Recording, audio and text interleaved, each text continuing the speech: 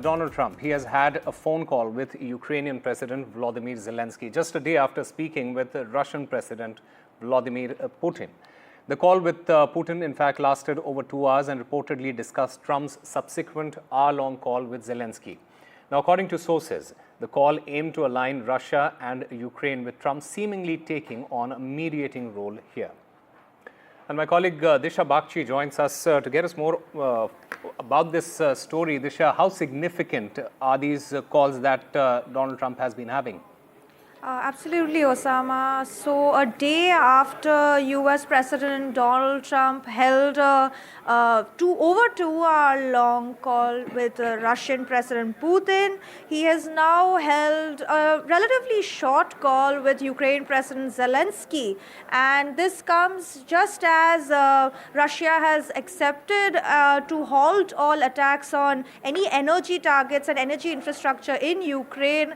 And but the agreement fell short of agreeing to any sort of ceasefire between the two countries. So this call from the Trump administration, we've heard that this was a very good call with the Ukrainian president, and said that the call was essentially to align the needs and demands of both Russia and Ukraine.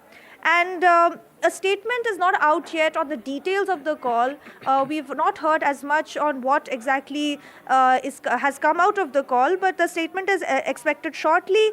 But essentially, this call it was a chance for Ukraine President Zelensky to really put out his perspective and discuss with US President Trump exactly what took place in this call and what are the next steps in terms of the path of peace and to end this war, over 3-year-long war between Russia and Ukraine, where, just to recap for viewers, various aspects were discussed during this over 2-hour-long call between US President Trump and Russian President Putin, including land concessions and territory concessions, which was a crucial part. And of course, Ukraine wants to ensure that their demands and their issues are on the table and are heard. And in fact, while Russia has announced a halt on all attacks on energy targets in Ukrainian drones have in fact targeted certain energy targets in Russia. And in fact, the Kremlin has reacted to this and has said that these attacks again break any sort of ceasefire conditions that was agreed upon. So quite a lot of developments coming in regarding this war, and we'll keep you posted.